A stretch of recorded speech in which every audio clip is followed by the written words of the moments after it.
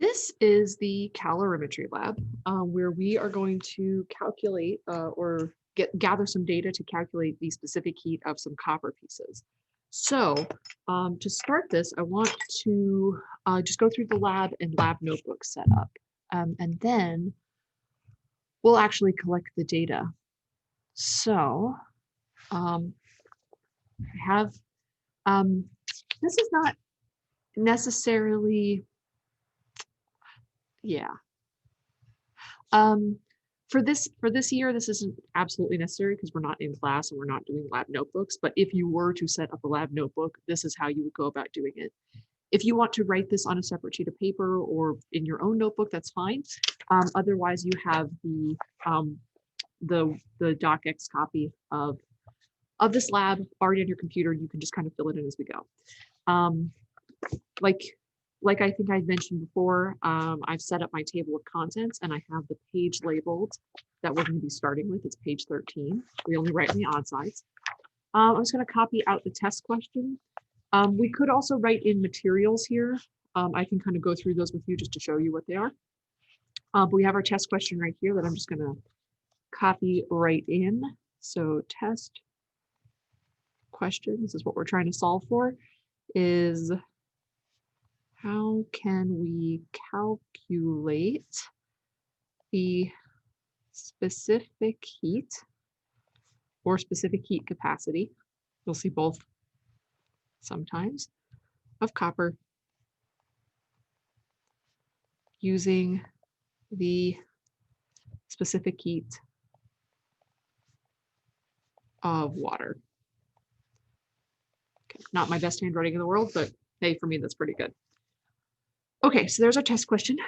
We do have a whole procedure here, but we're not going to have to, sorry, just setting something up here. We don't have to copy all this in. In terms of equipment, what we are going to need is we'll need a beaker that we can put our water in. We're going to be boiling water. I've got a hot plate. Can you see it? Got a hot plate right here. It's getting hot. I'm not going to touch it because it's very hot. We've got that hot plate ready to go so we can boil some water. We've got a electronic balance we're gonna have to get the mass of water as well as the copper. I have some tongs for removing the beaker from the hot plate and also taking the pieces of copper in and out of the water. I have a thermometer or temperature probe. This is a temperature probe, but you might have a thermometer.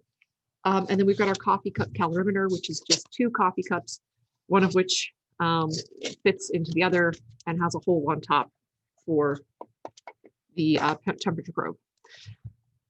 Okay, the next thing that we need is a data table. So to do a data table for this one, let's do our data collection section. So our data table, for each trial, we're going to need, it says here, the mass, sorry, tilt it this way. Oh, tilt myself, here we go. The mass of copper, initial temperature of copper, final temperature of copper, mass of water, initial temperature of water, and final temperature of water. For today, I'm just going to do one trial. If we do this in class, then you'll be able to get 3 trials, 1 from your group and 2 from other groups. Otherwise, if we just have 1 trial for this time, that's okay too. So creating this data table, let's see, we're going to need, I'm going to leave some space for a title. So let's go mass of copper, that's going to be in grams. We're going to need temperature, TI, I for initial, of copper, and that's going to be in degrees Celsius. We're going to need T final of copper, also degrees Celsius. We're going to need mass of water, grams, and initial temperature of water, degrees Celsius, and final temperature of water, also degrees Celsius. So there we go. There's our spot for 3 different trials, but we're not going to need it, but whatever, it's fine. It's all good.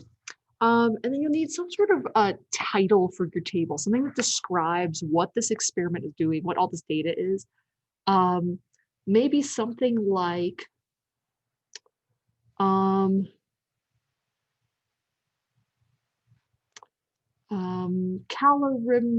you actually can use the word calorimetry because calorimetry is an accepted kind of scientific technique. Um, possibly something like determining a specific heat of copper, or calorimetric. There's got to be a word, calorimetry to determine specific heat of copper. Something along those lines, so that we know what the heck all of this data is for.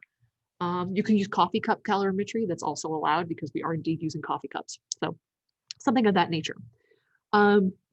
We've got spaces now to write our stuff. We also are going to need some space for calculations. And we have like 4 calculations, so something like that will probably work. And then we're also going to need some space for the analysis questions. So maybe I will do the calculations first and then start the analysis wherever I need to. So that should be all the stuff that I would like to see. Your calculations, if you are going to type this out, you might want to take a snapshot of it, a photo, and insert those. Those are a little tricky. Otherwise, just handwriting all of this can be kind of nice because that way you can just include everything. Like I've mentioned before with lab notebooks, if you you can use the other side of the paper, but just for scratch work. That's kind of the industry, not only industry, just like scientific standard. That's how we do lab notebooks. So yeah, so there it is. Okay, let's stop there, and I'll come back for the second video and we will gather our actual data. Let's do it.